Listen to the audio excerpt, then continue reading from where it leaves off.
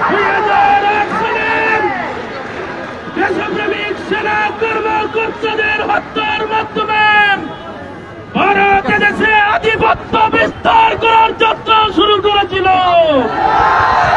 24 জুলাই বিপ্লবের মাধ্যমে ভারতের সে আধিপত্যের কবর রচনা হয়েছে। আমরা চাই বাংলাদেশে ভারতের কোন দাদাগিরি এই ছাত্র জনতার মানতে প্রস্তুত নয়। প্রিয় ভাইরা, এই জন্যই বাংলাদেশে রাজধানী থেকে প্রত্যন্ত অঞ্চল পর্যন্ত একটি রব উঠেছে। সবাই বলুন দিল্লি না ঢাকা। শুধু আমি এতটুকুই বলতে চাই, বাংলাদেশ কখনো দিল্লির শাসন মেনে নেয়নি। 2000 বছরের ইতিহাস যদি আমরা পর্যালোচনা করি, এই বাংলার এই মানুষ কখনো কোনো আধিপত্যবাদীদের শাসন মেনে নেয়নি। 54 বছরের এই শুভক্ষণে আমরা এই বলতে চাই, আমরা কোনো আধিপত্যবাদীদের শাসন আর মেনে নেব না। এসব দেশের ছাত্ররা কোনো আধিপত্যবাদীদের শাসন মেনে নেওয়ার জন্য প্রস্তুত থাকবেন ইনশাআল্লাহ। আজকের এই বিজয় দিবসে 1971 সালের যে স্পিরিটকে ধারণ করে 1971 সালের শহীদ মুক্তিযোদ্ধারা যুদ্ধ করেছিলেন, 71 পরবর্তী সময়ে এই আকাঙ্ক্ষা বাস্তবায়ন করা হয়নি। 71 পরবর্তী সময়ে 1971 থেকে 75 সাল পর্যন্ত যেই স্বৈর শাসক আমাদের উপর অর্পিত ছিল, একইভাবে সেই ধারাবাহিকতায় 1990 সালেও জনতাকে আবারও মাঠে নামতে হয়েছে। তার এই ধারাবাহিকতায় 2024 সালে আবারও মানুষ তাদের অধিকার আদায়ের জন্য মাঠে নেমেছে। তার মধ্য দিয়ে প্রমাণিত হয় বাংলার জনগণ কখনো কারো দাবিদারি মেনে নেয়নি। আগামী দিনেও বাংলার জনগণ কখনো কারো দাবিদারি মেনে নিবে না।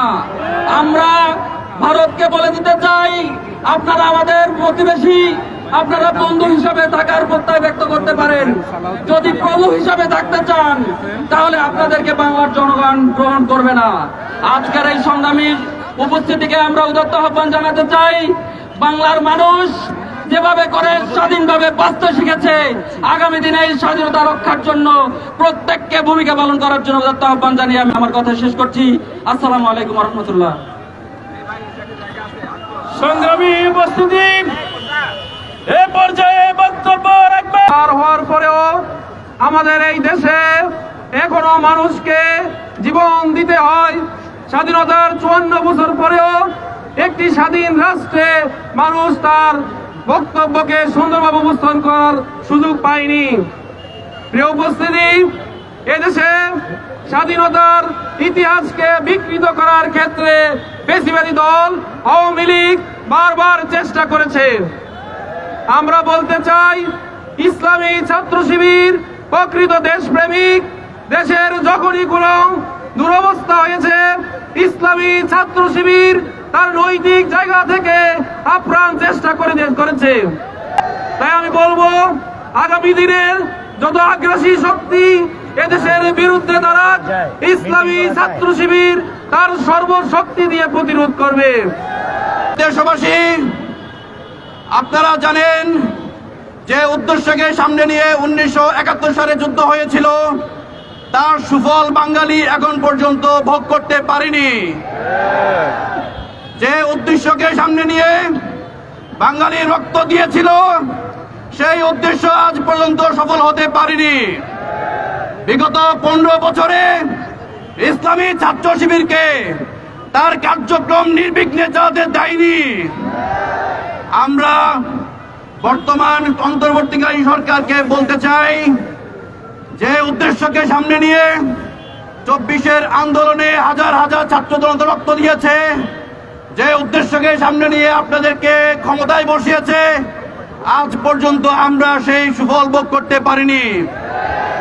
এখনো আমাদেরকে জীবন দিতে হচ্ছে। গত 2 দিন আগেও 2 জন শিক্ষার্থীকে জীবন দিতে হয়েছে।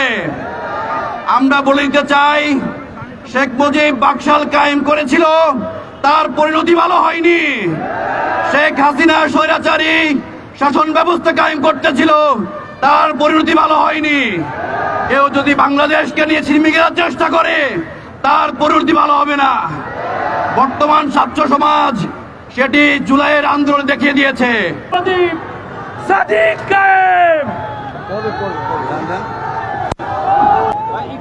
সংগ্রামী ছাত্র জনতা, আপনারা জানেন ব্রিটিশদের বিরুদ্ধে 200 বছর লড়াই করে 1947 সালে আমরা প্রথম স্বাধীনতা অর্জন করেছিলাম। কিন্তু যে উদ্দেশ্যে আমরা স্বাধীনতা অর্জন করেছিলাম, আমাদের যে মুক্তি আকাঙ্ক্ষা ছিল সেই মুক্তি আমরা পাইনি, যার অনিবার্য পরিণতিতে 1971 সালে আমাদের শহীদদের আত্মত্যাগের মাধ্যমে আমরা স্বাধীন বাংলাদেশ নির্মাণ করতে পেরেছিলাম। আলহামদুলিল্লাহ। সংগ্রামী ছাত্র জনতা, স্বাধীন বাংলাদেশ আমাদের প্রত্যাশা ছিল এদেশের আপামর ছাত্র জনতার মুক্তি হবে, কিন্তু আমরা দেখতে পেয়েছি মুজিববাদ বাকশাল কায়েম করার মাধ্যমে এদেশে দুর্নীতি, এদেশে রাহাজানি, এদেশে দুর্ভিক্ষ নিয়ে এসেছিল, যে কারণে গত 50 বছর ধরে আমাদেরকে শাসন এবং শোষণের মধ্য দিয়ে যেতে হয়েছে। সংগ্রামী ছাত্র জনতা, তার অনিবার্য পরিণতিতে 1990 সালে গণঅভ্যুত্থান হয়েছিল এবং এর মাধ্যমে গণতন্ত্রের চর্চা শুরু হয়েছিল।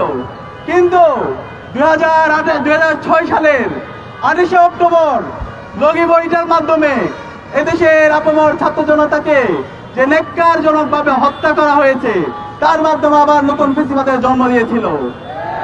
এর পরবর্তীতে গত 16 বছরে আমরা দেখতে পেয়েছি এই দেশে জুলুমতন্ত্র কায়েম করা হয়েছে এবং সর্বশেষ 24-এর ছাত্র জনতার অভ্যুত্থানের মাধ্যমে আমরা তৃতীয় স্বাধীনতা পেয়েছি। আলহামদুলিল্লাহ। সংগ্রামী ছাত্র জনতা, আমরা স্বাধীনতা পাওয়ার পরও এখনো আমাদের হত্যার বিচারের জন্য আমাদের কাছে রাস্তায় দাঁড়াতে হচ্ছে। আমাদের যে আকাঙ্ক্ষা ছিল, আমাদের যে মুক্তির আকাঙ্ক্ষা ছিল, শহীদদের যে আকাঙ্ক্ষা ছিল, সে আকাঙ্ক্ষা আমরা এখনো পাইনি। আমরা অন্তর্বর্তীকালীন সরকারকে আহ্বান জানাবো, আমাদের শহীদরা যে উদ্দেশ্য রক্ত দিয়েছে সেই রক্ত যেন বৃথা না যায়।